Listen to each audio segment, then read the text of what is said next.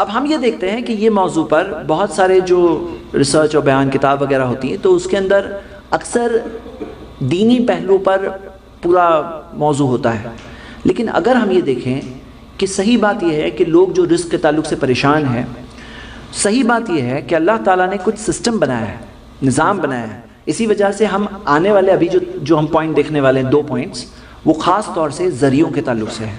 میرے بھائیوں، یہ ایک سوچ میں پرابلم ہے کئی مسلمانوں کی، جو یہ سمجھتے ہیں کہ تقویٰ ہے، میرا تقویٰ ہے، میں اللہ سے معافی مانگ رہا ہوں، اللہ پہ چھوڑا ہوں، اب بیٹھے بیٹھے سب کچھ ہو جائے گا، بیٹھے بیٹھے سب کچھ ہو جائے گا.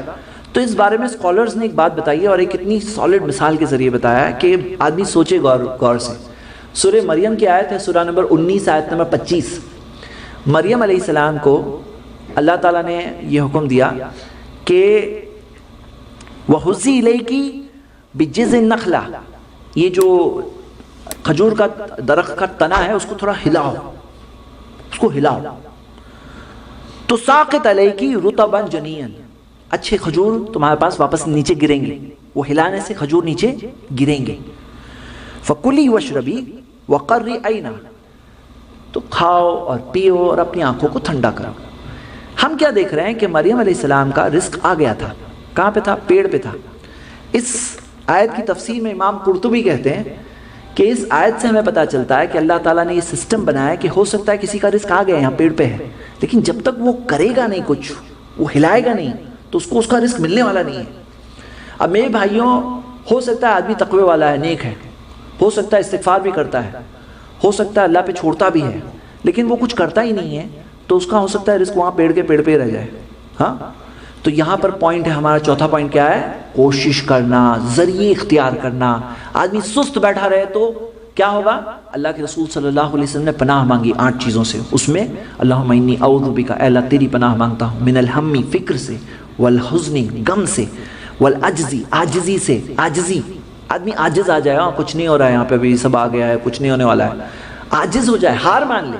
والکسلی، سستی سے، والبخلی، بخیلی سے، کنجوسی سے، والجبنی، ڈرپوک ہونے سے، ودل الدینی، قرضے کے بوجھ میں آنے سے، وغلبۃ الرجال، لوگوں کے غلبے میں آ جانے سے. نبی صلی اللہ علیہ وسلم 8 چیزوں سے پناہ مانگتے تھے. اور اگر آپ غور کریں گے نا، یہ 8 چیزیں ایسی ہیں جو انسان کو باندھ دیتی ہے کہ اللہم انی اعوذ بک من الہم، فکر سے. اب فکر کیا ہوتا ہے؟ جب آدمی فکر میں آیا ہوتا ہے نا، کچھ نہیں کر سکتا ہے، اس کی پوری کریٹیوٹی ختم ہو جاتی ہے. والحزنی، غم سے، غم میں ہوتا ہے نا، تو غم آ گیا، ارے میرے ساتھ ایسا ہوا، تو اس کے اندر پھر وہ کچھ نہیں کر سکتا ہے. عاجزی سے، کسی کو فکر اور غم کا پرابلم نہیں ہوتا ہے، لیکن وہ ہارا ہوا انسان ہے، بات میں ہار گیا، نہیں کچھ نہیں ہوتا ہے، نہیں کچھ نہیں ہوتا. والکسلی، کسی کا پرابلم ہے کہ یہ 3 نہیں ہو سکتا ہے، اس کے اندر سستی کا پرابلم ہے، وہ کچھ کرے گا تو ہوگا نا، سست انسان ہے. والبخلی، بخیلی سے، کنجوسی کیا؟ بھئی ایک انسان کام میں بھی کبھی کنجوس ہوتا ہے، کوشش میں کنجوس ہوتا ہے، پیسے کی کنجوسی ہے. لیکن ایک آدمی ہے جو جاب کر رہا ہے لیکن وہ 100% نہیں کر رہا ہے، بزنس کر رہا ہے، کنجوس ہے، اپنے خود کے ساتھ کنجوس ہے. ہاں، تو وہ کنجوسی کی وجہ سے وہ باہر نہیں نکل پا رہا ہے. والبخلی، والجبنی، ڈرپوک، کچھ لوگ ہوتے ہیں بہت ڈرتے ہیں، ارے نہیں یہ کروں گا تو یہ ہو جائے گا، یہ ہوگا تو یہ ہو جائے گا، اس کی وجہ سے کچھ کرتے ہی نہیں، وہ اس کی وجہ سے وہ فیل ہو جاتے ہیں. وہ دل الدینی، قرضے کے بوجھ میں آنے سے، جب آدمی قرضے کے بوجھ میں آ جاتا ہے نا، تو پھر اس کا دماغ کام نہیں کرتا ہے، اس کی صلاحیتیں دب جاتی ہیں. وہ غلبۃ الرجال، اور لوگوں کے غلبے میں آ جانے سے. کبھی کوئی ہوتا ہے جو سر پہ سوار ہوتا ہے، جو کچھ کرنے ہی نہیں دیتا ہے، کوئی ایسا باس ہوتا ہے، کوئی ایسا سپیریئر ہوتا ہے، کوئی ایسا پڑوسی ہوتا ہے، کوئی ایسا پریشان کرنے والا ہوتا ہے، جس کے دباؤ میں آدمی ہمیشہ دبا ہوا رہتا ہے، اس کی وجہ سے وہ نکل نہیں پاتا ہے. تو نبی صلی اللہ علیہ وسلم یہ 8 چیزوں سے پناہ مانگتے تھے، صحیح بخاری کی حدیث ہے. تو ہم یہ دیکھتے ہیں میرے بھائیوں کہ کرنا، اب دیکھیے وہ مثال جو ہمارے سامنے ہے، کون سی مثال؟ کہ نبی صلی اللہ علیہ وسلم نے جو مثال دی پرندوں کی، لیکن یہ بھی فرمایا، اور یہ جو فرمایا اس میں کلیئر اشارہ ہے سمجھنے والوں کے لیے. کہا تغدو خماسن وتروح بطانا، جب گھر سے نکلتے ہیں صبح خالی پیٹ ہوتے ہیں اور واپس آتے ہیں تو پیٹ بھرا ہوا ہوتا ہے. تو ہم یہ پیٹ کے اینگل پہ تو غور کر رہے ہیں، لیکن اس اینگل پر بھی غور کریں کہ گھر سے نکلے اور وہ بھی صبح میں نکلے اور شام میں واپس آئے، یعنی کوشش کیے. تو میرے بھائیوں یہاں پر بات کیا ہے؟ کوشش کرنا، سٹرگل کرنا، ذریعے اختیار کرنا، ساری وہ صلاحیتوں کو استعمال کرنا. اللہ کے رسول محمد صلی اللہ علیہ وسلم سے ایک شخص نے پوچھا، سنن ترمذی میں صحیح سند سے حدیث ہے، کہ عاقلھا وتوکلوا، کہ اللہ کے رسول صلی اللہ علیہ وسلم کیا میں اونٹ کو باندھوں اور اللہ پہ بھروسہ کروں؟ او اطلقھا وتوکلوا، یا اونٹ کو کھلا چھوڑ کے اللہ پہ بھروسہ کروں؟ تو اللہ کے رسول محمد صلی اللہ علیہ وسلم نے فرمایا عاقلھا وتوکل، اللہ باندھو اونٹ کو اور بھروسہ اللہ پہ کرو۔ اب یہاں پر کیا معاملہ ہے کہ آدمی بولے مجھے تو اللہ پہ بھروسہ ہے، اللہ پہ بھروسہ ہے تو باندھنے کی کیا ضرورت ہے؟ نہیں، باندھو، یہ شریعت ہے، اسلام نے یہ سکھایا، ذریعے اختیار کرو، باندھنا وہ ذریعہ ہے، لیکن بھروسہ کس پہ کرو؟ اللہ پر کرو، ٹینشن تم مت لو، تم کرو اپنی کوشش کرو۔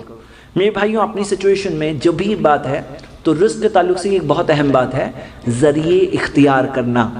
کیا ذریعے ہے؟ اختیار کرو، کیا چیزیں ہیں اسے استعمال کریں۔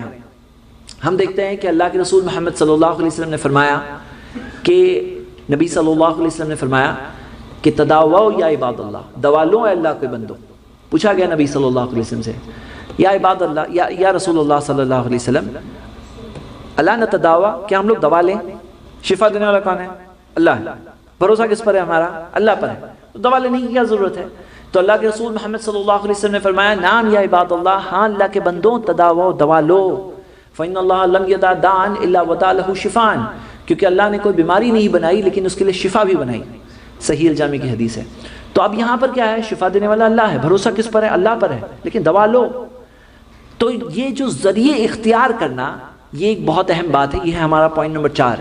ہم اسے 1 نمبر نہیں بناتے ہیں، کیونکہ بہت سے لوگ ہوتے ہیں جن کا نمبر 1 یہ ہوتا ہے، ہم نے نمبر 4 پہ لائے ہیں، لیکن ہے یہ اپنی جگہ پر ہے۔ وہ رزق بندے کو نہیں ملے گا، ہو سکتا ہے اگر وہ اس کا ذریعے اختیار نہ کرے، اس کے جو مینز ہیں جو کرے نہ۔ ہو سکتا ہے کوئی شخص ہے اسے بہت کچھ ملنے والا ہے، جاب انٹرویو کے لیے جائے گا تو ملے گا۔ ہو سکتا ہے کوئی شخص کے لیے بہت اچھا رزق اللہ نے رکھا آنے والے سال میں، لیکن وہ جا کے دکان کھول کے بیٹھے گا، کوشش کرے گا تو ملنے والا ہے۔ تو ہم یہ دیکھتے ہیں کہ اللہ تعالیٰ نے ویسا معاملہ رکھا ہے۔ دیکھیے بارش ایسے بھی آ سکتی تھی، لیکن اللہ تعالیٰ نے کیا سسٹم رکھا کہ نہیں، بادل آئیں گے، وہ ہوائیں چلے گی، اس کے بعد بارش آئے گی۔ اللہ تعالیٰ قادر ایسے بھی بارش بھیج سکتا تھا، لیکن اللہ تعالیٰ نے سسٹم یہ بنایا ہے۔ تو ہمیں یہ بات کو سمجھیں گے نہیں تب تک ہم یہ چیز کے سے یہ جو چابی ہے نا، یہ ہمیں ہاتھ میں نہیں آئے گی۔ یہ بات کو سمجھنا ہے کہ ذریعے اختیار کرنا ہے، ہاں، اور یہ توکل سے نہیں ٹکرا رہا ہے، بلکہ توکل کی صحیح سمجھ یہ ہے کہ اللہ پر بھروسہ کرو لیکن ذریعے اختیار کرو۔ اب یہاں کیا معاملہ ہے کہ آدمی اپنے آپ سے پوچھے کہ میں نے کر لیا کیا؟ میں نے اونٹ کو باندھا؟ میں نے اپنے اونٹ کو باندھا نہیں باندھا؟ اپنے آپ سے پوچھے 1 2 3 4 میں نے باندھا ہے نہیں باندھا ہے؟ لیکن پھر اس کے بعد ٹینشن آپ مت لو، ٹینشن لوں گے تو پھر کیا ہوگا؟ پھر وہاں کام نہیں کر سکے گا آدمی۔ تو یہاں پر 3 نمبر پوائنٹ ہمارا کیا تھا؟ توکل کرو اللہ پر۔ دیکھیے قارون کا کیا معاملہ تھا؟ انما اوتیت علی علم عندی، مجھے یہ مال ملا کیونکہ میرے پاس علم ہے۔ وہ سمجھ رہا تھا کہ یہ علم کی وجہ سے ہی ملا، حالانکہ اللہ جسے چاہتا ہے جس طرح سے آزماتا ہے۔ ہم وہ لوگوں میں سے نہیں ہیں جو اس کو نمبر 1 سمجھتے ہیں۔ ہم سمجھتے ہیں کہ سب کچھ ذریعے سے ہوتا ہے، نہیں ہے۔ کچھ لوگوں کے کیلکولیشنز ہوتے ہیں کہ ہاں انسنکیبل، ٹائٹینک دا انسنکیبل، اللہ کی مرضی ہے، اس کے آگے کچھ نہیں، ہاں، تو کوئی چیز وہ نہیں، اللہ کی مرضی کے آگے کسی کی مرضی نہیں۔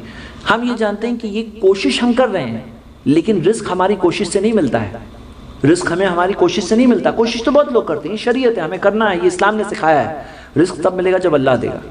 تو اللہ تعالیٰ ہے جو رزق کا مالک ہے، ہاں، تمام چیزیں جو اللہ تعالیٰ کے جو سارے نام ہیں وہ ہمیں یاد رکھنا چاہیے۔ المسائر، جو پرائسز جو بڑھتے گھٹتے ہیں، المسائر پرائسز کو جو رقم جو اس کی قیمتوں کو کنٹرول کرنے والا، القابض، الباسط جو تنگی بھی پیدا کرتا ہے اور اللہ تعالیٰ کشادگی بھی پیدا کرتا ہے، یہ سب اللہ تعالیٰ کے نام ہیں۔ تو ہو گئے یہ 4 پوائنٹ۔